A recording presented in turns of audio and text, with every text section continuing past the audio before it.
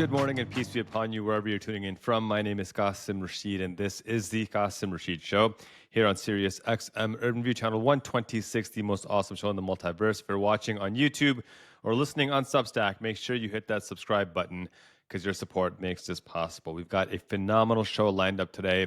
LaTosha Brown is here, who is the founder of Black Voters Matter. You may remember her from such phenomenal campaign victories as Doug Jones in Alabama in the special Senate election in 2017. She's the one who made that happen, and now she's leading an amazing new initiative called We Aint Buying It. It's a protest, a boycott of big box retailers, especially this holiday season.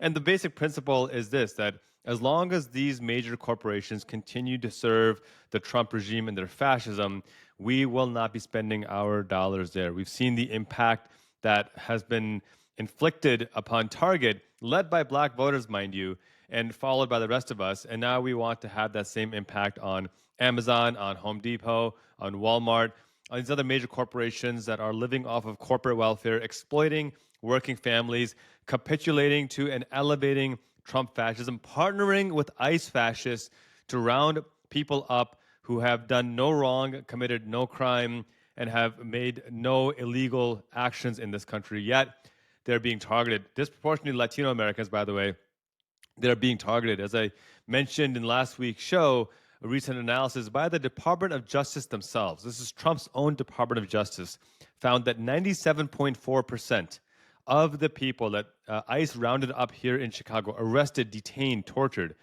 97.4% had no criminal record whatsoever.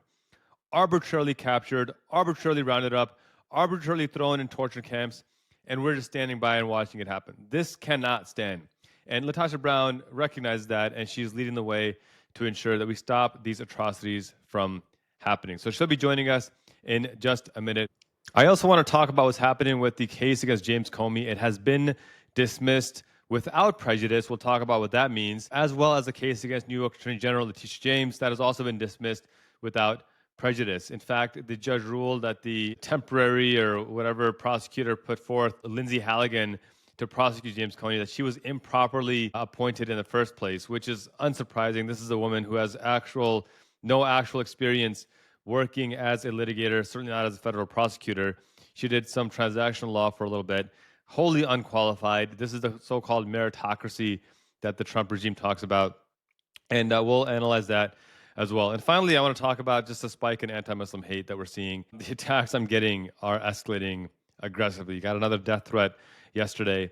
And I really wonder the psychology of these folks who think that that is how they're going to make this a better country. Genocide, death, violence, death threats haven't actually ever solved anything.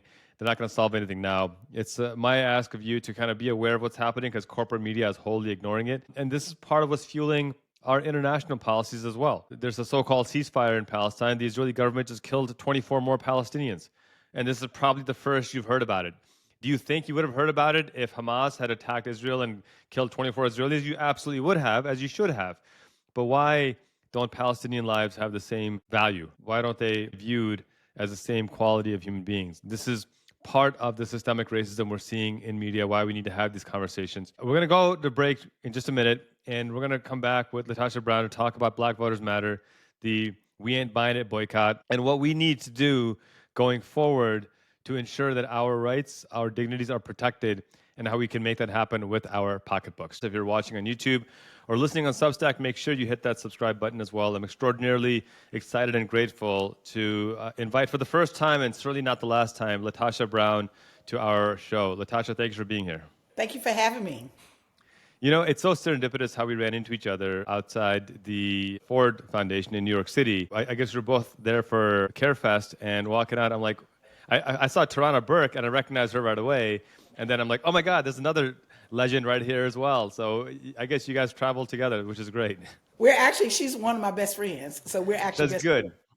That's good. Keeping good company is always a good thing to do. So I'm so glad that you were gracious enough to give me a few minutes of your time and give me a few more minutes of your time today, because the work you've done in protecting civil rights and protecting voting rights, in protecting racial justice, women's rights, it's legendary. And I think the more we can elevate that, the better. Right now, I just want to dive into it really directly because there's a lot we want to cover. But right now, you're leading the We Ain't Buying It campaign. Coming up, well, basically right now, is the ask is to boycott big box retailers like Target, Home Depot, Amazon, Walmart from at least November 27th to December 1st. That's the high level gist of it. Can you tell us about kind of the origins? What's the motivation behind this? What are we trying to accomplish here? So I will go real quick. I want people to understand the campaign. What is happening right now. I don't have to tell people what's happening politically in this country, right? And it's Hmm. really important for us to recognize that in this moment that we do have choice, and Yeah. we have different levers. We have political lever that we can vote. Right, we have and participate and get our voices heard during elections, but also economically, we control a tremendous amount of money. The Black community alone controls $1.7 trillion in consumer spending alone annually. That's a Mm. lot of power. And so when you think Yeah. about kind of how are we using all of our levers of power to push back on what's happening in this administration, one of the things that I think is really important is for us to think about how we spend our money. And in a moment that we actually have the most influence. And why this 5 days? The thinking behind that is from Black Friday, the weekend of Black Friday, 20 to 40% of retail sales for the entire year happen from Wow. retailers that weekend alone. The reason Wow. why it's called Black Friday is because when businesses, if they had been in the red all year, on that Friday, their sales would actually take them into black. That many Wow. companies, the sales on that weekend alone actually are part of their projection for the next 6 months. And so it's Mm. a pretty significant, it is the absolute most significant retail day of the year.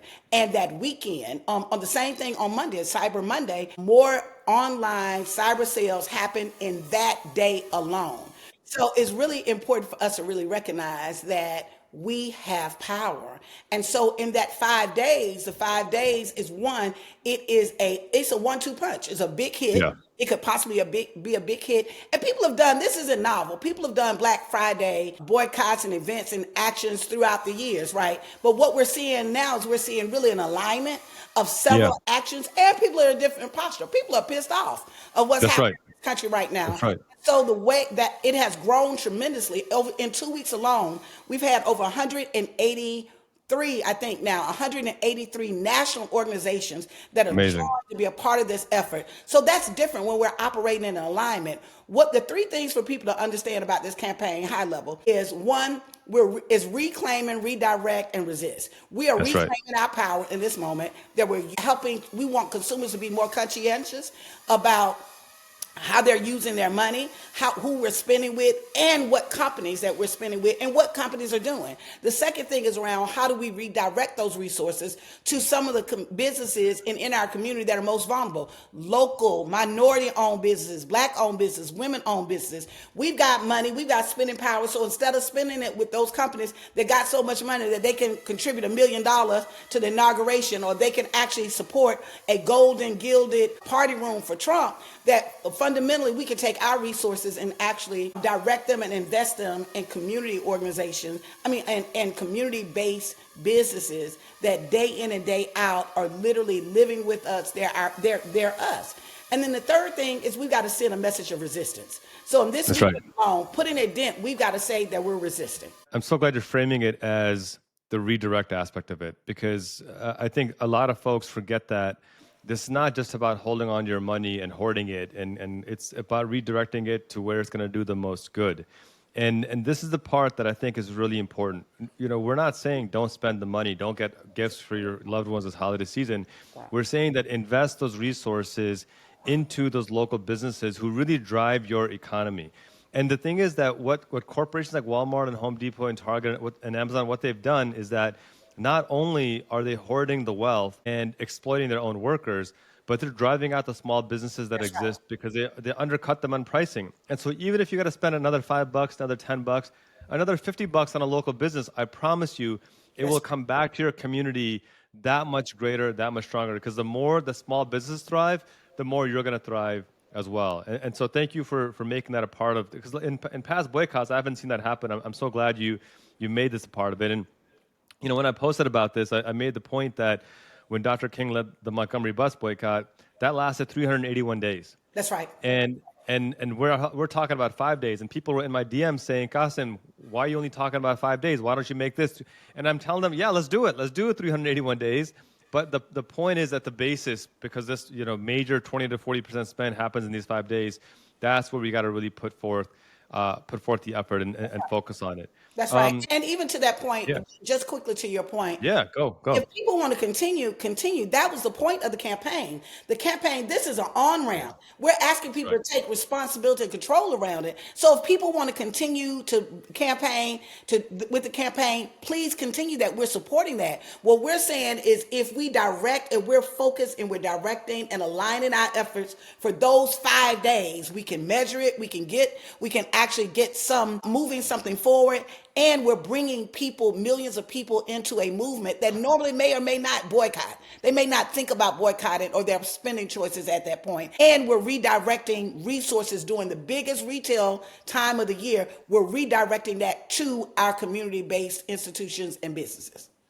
And to further prove your point about the sustainability, last year, before the boycott started, led by Black civil rights leaders, mind you, was $129 billion. Right now, Target's value is $45 billion. That's right. Think about that impact on That's just right. one store. And that just happened. By the way, black folks are what, 12, 13% of the That's population? correct.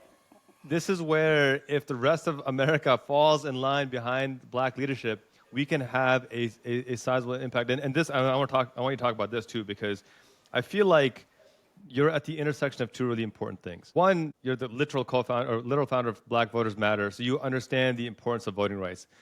But we often hear the mantra that our rights will not be protected merely at the ballot box, and we have to go above and beyond that. And I think you're doing that. You're demonstrating that it's not just about voting, it's also about the actions we take when it's not election day, above and can you talk because it almost seems like it's contradictory because on one hand you say, well, voting is not enough, but then you're like, you got to vote, and on the other hand you're like, boycotting is not enough, but you got to vote sustainably. How do you fuse the two together to make this carriage move forward with both wheels?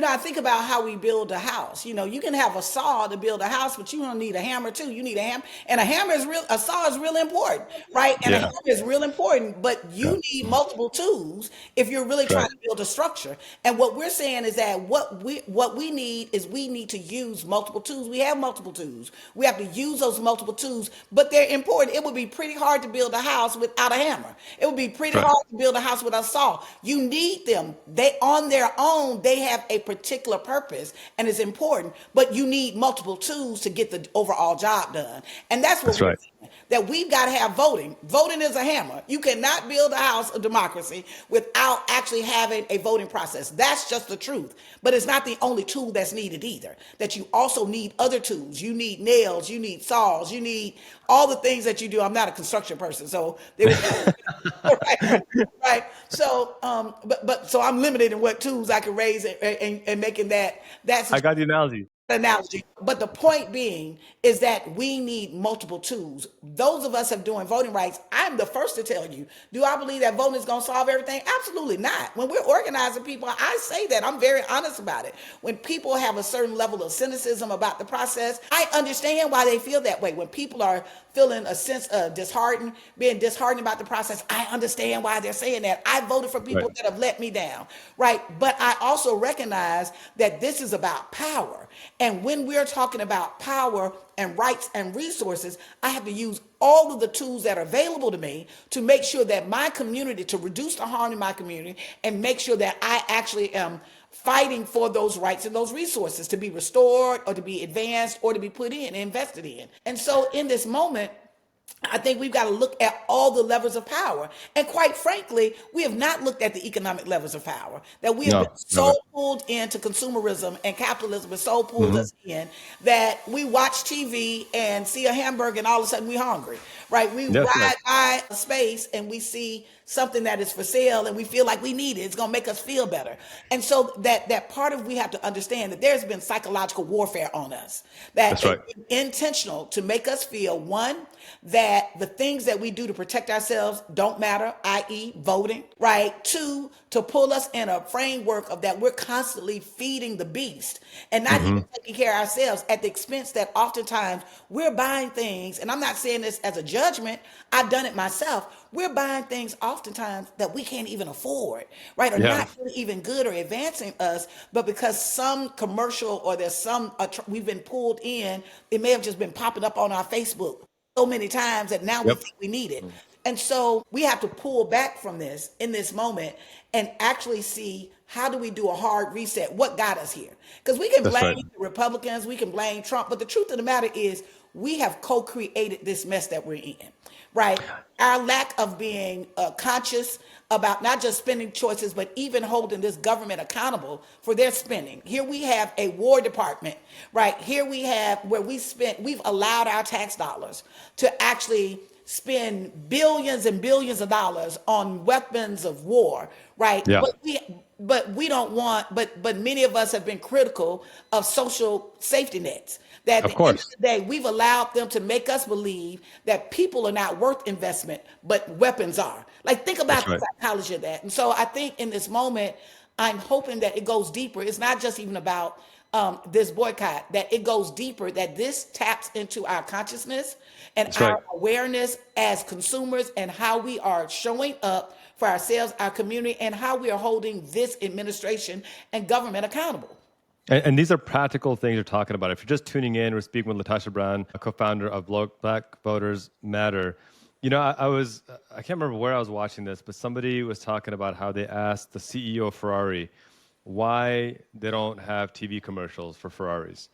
And he responded, he said that the people who buy our cars don't waste their time watching TV. And that made me think in detail because you think about the, you know, the gladiator style arenas of the NFL or of baseball and how it's just kind of the, you know, appeasing the masses to just sit and watch for 5 hours on a Sunday, 6 hours on a Sunday, then Monday night, then Thursday night, then Friday night. And you know, when I had that realization, I don't want to guilt shame anybody into spending time with friends watching the game. But when you're spending 20 hours a week doing that instead of doing something that could benefit your community, it's like, well, hold on a second. What exactly is being accomplished here with that? And imagine redirecting that time towards working in your community, doing something that's going to help ultimately grow and benefit your community. I want to dive into the voting part of it in detail because as we know, in 2006, when the Voting Rights Act came up for renewal, and we were talking about this off air, one, it was unanimously voted on to renew, which simultaneously is a contradiction because black people are the only people in this country who need voting rights renewed for them, which is inherently an extension of Jim Crow. But 2008, black voter turnout is at record levels, surpasses white voter turnout. We elect a black guy president. And now the same people who voted unanimously for the Voting Rights Act are now voting unanimously against the Voting Rights Act, making up excuses about voter ID laws and voter election fraud and all these things that don't actually exist. Let's talk a little bit about that. Now we are facing a prospect that at the next time that the Voting Rights Act is going to be up for renewal, it's not going to be renewed. We're seeing the Supreme Court continue to chip away at basic voting rights, basic civil rights. I would not be surprised to see them overturn Loving versus Virginia at some point as well. I'm not joking about this. I don't know if you're familiar with the case Buck versus Bell, but it was, for those listening, Buck versus Bell was a 1926 case that the Supreme Court legitimized genocide against black Americans, forced sterilization of black Americans. It was never actually overturned. I can see the Supreme Court utilize that in their structural eugenics going forward. And for folks who think I'm overreacting, it means you're not paying attention. I don't really have a very specific question. I want your wisdom on this. How should we be thinking about the attacks on voting rights, the attacks on just the basic existence of black and absolutely to an extent brown people when we talk about the attacks on immigrants? How do you manage all this and kind of what's your game plan that you want folks to think about on moving forward here? So that's such a rich question. You know, I don't know if I have the solution. I can tell you kind of my thoughts. You Yeah. know, I think in the short term, We have to deal with the fights that before us, and part of the rise of authoritarianism, part of what you have to do is you have to stop it as it's rising, right? That once it gets set in place, it's a much harder, different kind of ball game. And so Yeah. right now there's some cracks, there's some weaknesses. If we saw what happened just on yesterday, just this week with the Comey and Attorney General LaTosha James, where their Yeah. cases have been thrown out, right? That's a bright spot. When we saw what Yes. happened in the recent election, where there was, if I call it the DEI election, that people in America said, nope, we want diversity. We saw That's more right. women elected. We saw more people elected. We saw a 30-some-year-old elected as mayor of the largest city in this country. Like Yep. people are saying, we saw women be elected for governor and lieutenant governor. Like the first time, what that was, I think Americans were saying, we don't know what y'all talking about, because we actually value and appreciate diversity, Yeah. equity, and inclusion. And we also Yeah. have to understand that we're not losing. That what progressives will go real quick to go into Debbie Downer, like, oh, we're losing. No, no, no. You have to understand that we've been winning. That part of this pushback and this backlash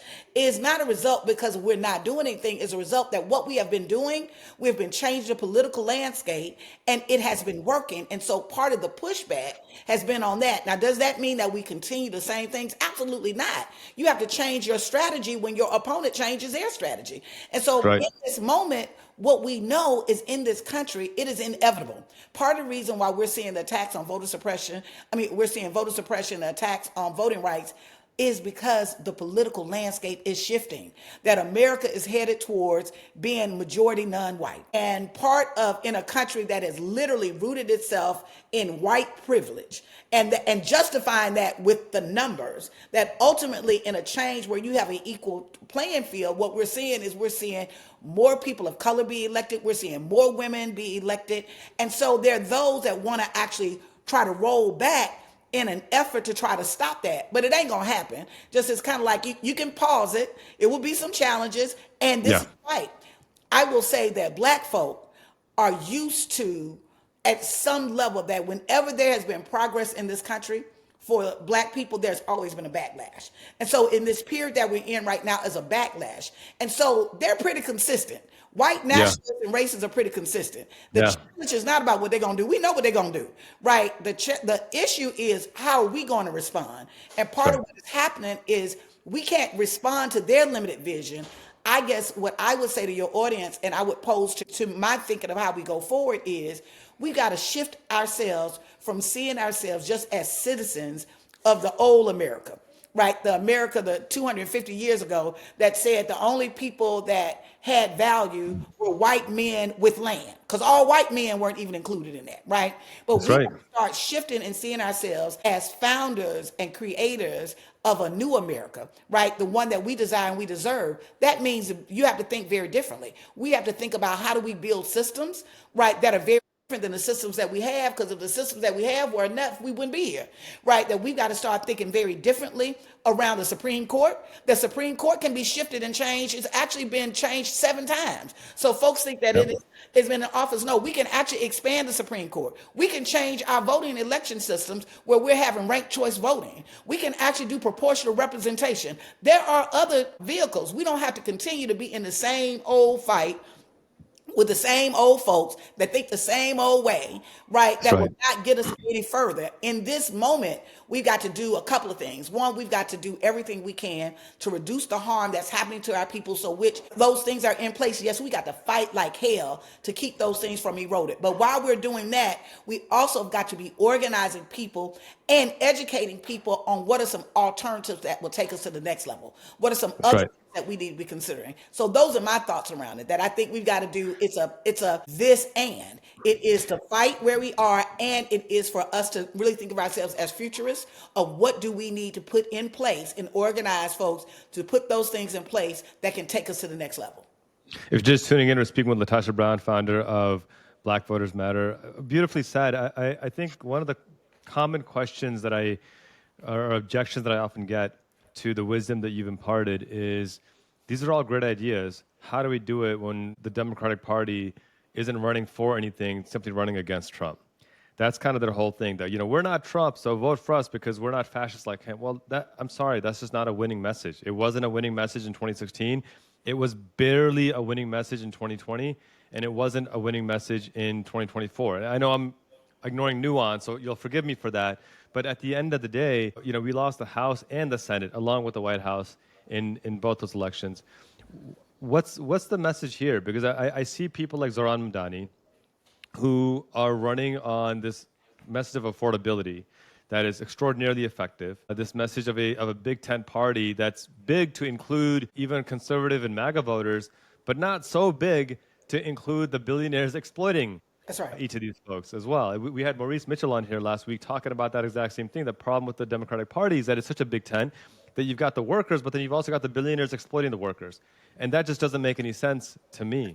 That's right. So how do we organize so that our message isn't just reactive to, well, we're not MAGA, but is proactive to say, hey, we're not just voters, we're stewards of this country.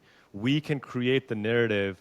We can decide how we want to build going forward. How do we crack through the power threshold from our own side that's preventing that from happening?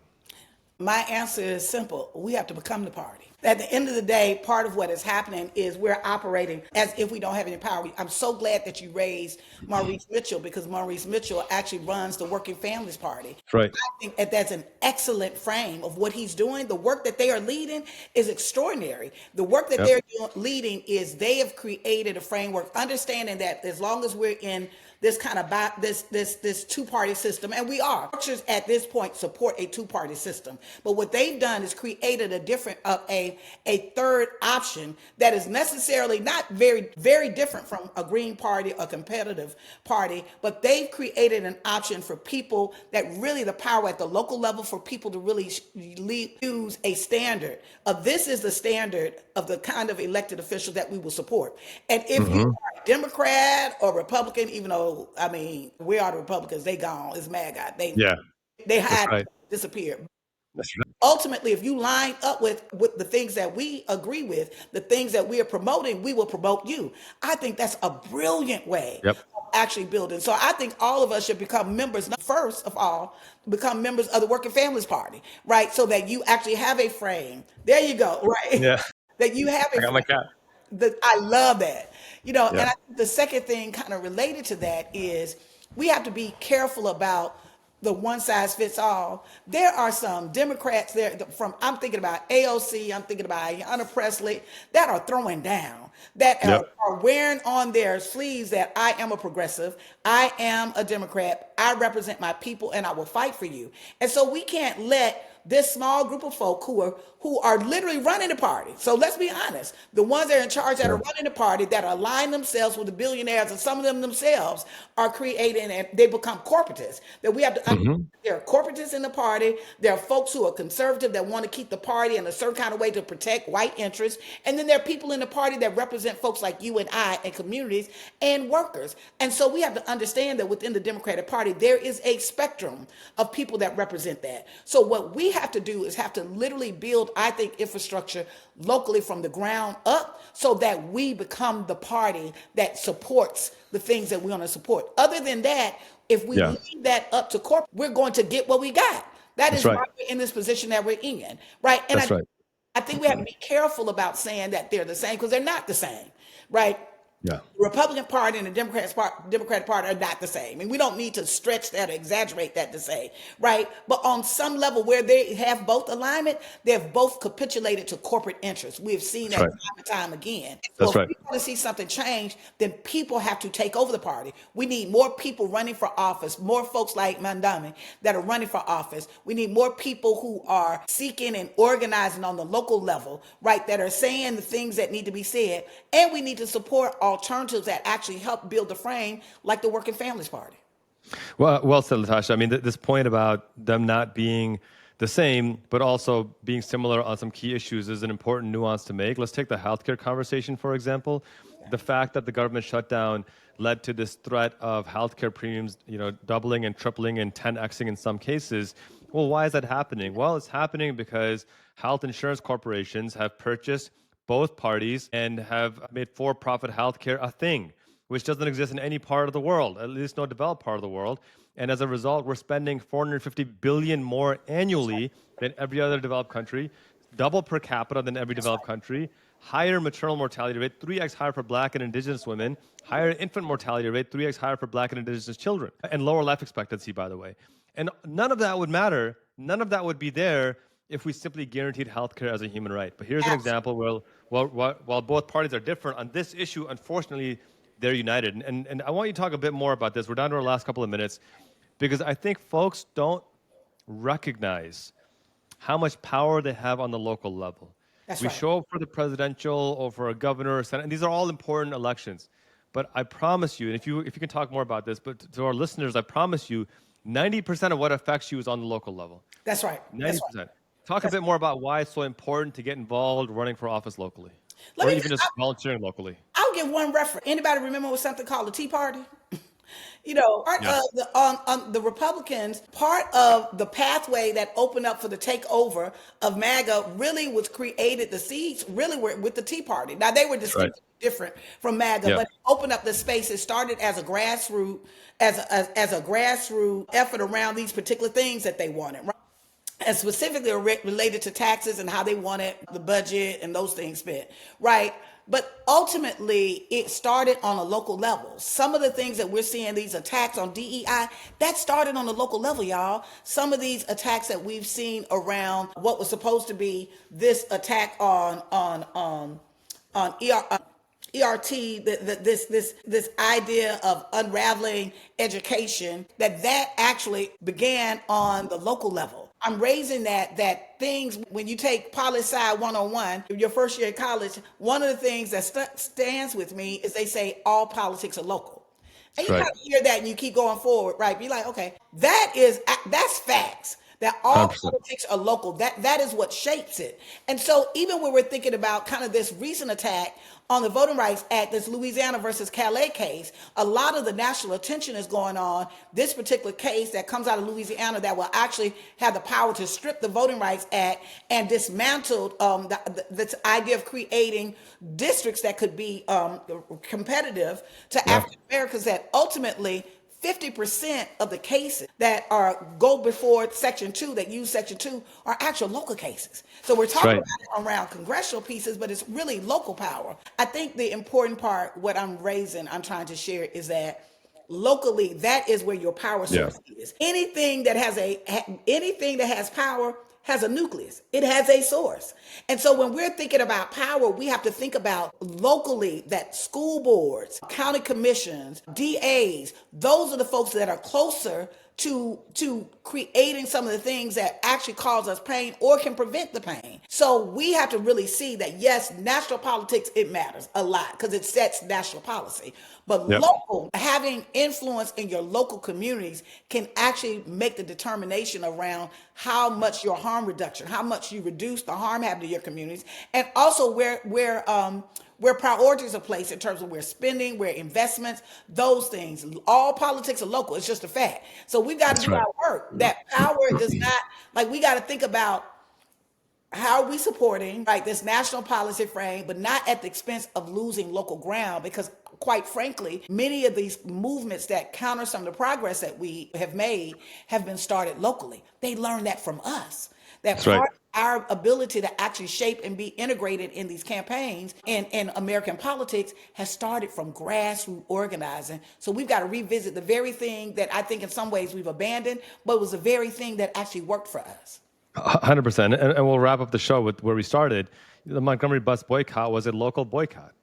It was a local boycott. And this is the 70th year. I want people to understand in 2 weeks, I'm actually helping work with organizers in the 70th year of the Montgomery bus boycott, a boycott that lasts 381 days, that ultimately these were people who didn't have a lot of resources, many of them. Some of them, they needed their job. Most of them were they were domestic workers. They didn't work for folks. They needed transportation. So if going back to the We Ain't Buying It campaign, if they can go over 381 days right? And for a legitimate need. Transportation was a legitimate need for them. If they can do that, certainly for 5 days, we can Thank you. start like strengthening our muscle and say we ain't buying it and not support those businesses that have been aligning with policies that hurt and harm us and redirect our money to local and small and community owned businesses and simply really resist. Use this as a moment to think about our resistance going forward. So I hope people sign up, join us, find our website at weaintbuyingit.com. I love it. I love it. I do want to close with a question about Black women, about resiliency, Yes. and also kind of in fairness, the unfairness of expecting everything out of Black women. You know, Yeah. Malcolm X said that the most disrespected person in America today is a Black woman. And when you look at election after election, Black women have prioritized community over their own personhood every single time. Kind of a general question. Talk about the history of resilience and what folks need to be doing to better support Black women in 2025, 2026, and beyond. Thank you for that question. Black women sit uniquely. I want to think that we're superheroes, and I do think that we're superheroes, but we're human like everybody else, right? Yeah. But we Yeah. have an experience that sits us squarely at what I think is the cancer of this country, which is racism and sexism. And so we sit at that intersection of racism and sexism, and our survival has been based on our ability to be able to navigate those things. And because of that, I think that we've built up a muscle of resistance. Because of those things, I think that that's why you saw this last election cycle, 97% of Black women go a certain way. In the presidential election, 92% of Black women went a certain way. I think all of that is based on we have built a muscle of resilience in the face of racism and sexism. And so when we say listen to Black women, it's not because we think that we have all the right answers, or do I think we have all the right answers, but I do think that there is a legacy where we have always stood in a space to actually resist oppression and lend our voices. When I think about Ida B. Wells, when I think about Harriet Tubman, when I think about Dorothy Height, I can go on and on and on in this space. And even currently right now, one of the things that I'm really excited about, even with the We Ain't Buying It campaign, kind of core leadership as part of that campaign, the lead organizers have been Black women, in addition with other colleagues as well. And the Target boycott, two of the leaders of that boycott are Black women. That's right. This is a moment. One of the things that we can do is, one, I think really align with efforts that Black women are leading in this moment, because what we have shown is that we show up for everybody. So we need people to also show up for us in a moment, not because you owe us anything, but in a moment because we have had clarity of leadership, and you can That's go right. on. We've got the receipts to show that. So I'm hoping that this holiday season, people spend time and don't spend a dime with these companies that have not done right by us, that we take this moment to recapture and reclaim our power and really buckle down on how do we support each other, and how do we support Black businesses, and how do we support Black women-owned businesses, and how do we support those organizations that are led by Black women and others that are on the front lines every single day doing the work to make sure that we keep this democracy alive and that we protect the people that we love, we care about, and that are our neighbors. I've got nothing of value to add to that. That was beautifully said, LaTosha. Thank you so much. LaTosha Brown, founder of Black Voters Matter. Thank you for spending some time with us today. Check out your campaign at weaintbuyingit.com. We were so grateful to have you today. We hope to have you back on soon. Thank you. Thank you for having me. That was LaTosha Brown, a brilliant civil rights leader, thought leader, activist, humanitarian, somebody you should absolutely follow. Check out her new campaign, weaintbuyingit.com. And look, I just want to double down on this point that she made. First of all, if you're listening on Substack or watching on YouTube, make sure you hit that subscribe button, because your support makes this possible. I want to double down on this point that she made, that we're talking about a 5-day boycott here. We're not talking about a 381-day boycott. Now, that 5 days is the base. It's not the be-all, end-all. It's not alone going to change policy. The Montgomery bus boycott ended. Why? Not because they agreed to their demands. This is a really important point. A lot of folks think that boycott ended because the bus company finally said, okay, we'll stop racial segregation. You can sit wherever you want. No, it was beyond that. The purpose of a boycott isn't just to get one company to change their policy. It's to change the systemic injustice in the first place. And it finally ended 381 days later when the Supreme Court ruled that racial discrimination or racial segregation on public buses was unconstitutional. It was a shame that it took that long, but that's what ultimately ended the boycott, because now it wasn't just about the buses in Montgomery, it was about the buses all over the country. And that's a key distinction, that it's not just about your own personal rights, it's about recognizing the rights of all people out there. And that's what can happen here. Target's value has gone from 129 billion down to 45 billion. That is a significant decrease. That's an absurd amount of money. And that happened because Black civil rights leaders stood up and said, hey, this is racism against us, against brown people, against immigrants, against people of color in general. We aren't going to tolerate this. And they've led the way. We should all be following that same lead as well. I haven't shopped in Walmart in probably 15 years because they exploit their workers. They underpay their workers and they force them onto welfare. This isn't right. This is corporate welfare of businesses exploiting working people. And so with the We Ain't Buying It campaign, yes, it goes from November 27th to December 1st. You might be listening to this during that boycott or even after the boycott, but I ask you, make it a priority to stop shopping at these big box retailers and instead invest as much as you possibly can into local and small businesses. And I get it. For some stuff, it's just the level of convenience that these big box retailers offer is hard to ignore. I get it. And I still want to encourage you to spend your resources on local small businesses, women-owned businesses, minority-owned businesses. Invest your dollars in building an economy for all of us, not just by giving Bezos and the Walton family billions more that they didn't actually earn, that they got through exploitation. All right, weaintbuyingit.com.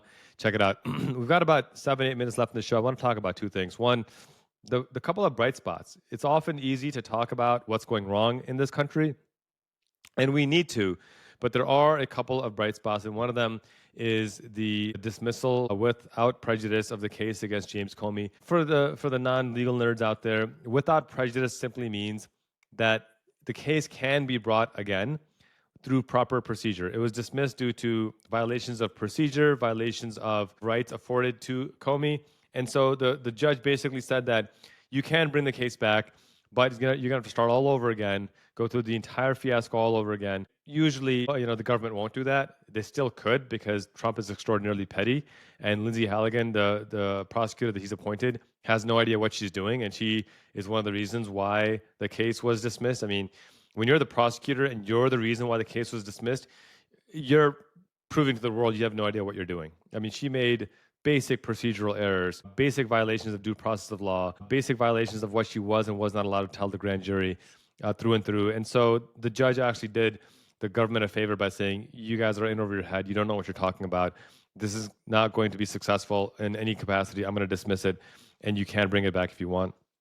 I kind of do wish she had done with prejudice to forbid them from bringing it back, but nonetheless, a win is a win. Same with the case against LaTosha James. It is without prejudice, so it can be brought back. But again, a similar example of prosecutorial effective misconduct dismissed on procedural grounds. All that means is that while they can bring it back, it's another example of how this administration is not hiring the best. They're not sending their best. They're sending people who are there because of nepotism, because of bribery, because of corruption. And it's absolutely clear that they don't have any idea how to run a government, how to prosecute a case, how to hold accountable. Because again, these are the same folks that are pardoning war criminals, pardoning January 6th insurrectionists, many of whom have been rearrested on other violent crimes, some of them who have been arrested on possession of explicit child abuse material, just horrific things, just the worst of the worst. This is who these folks are.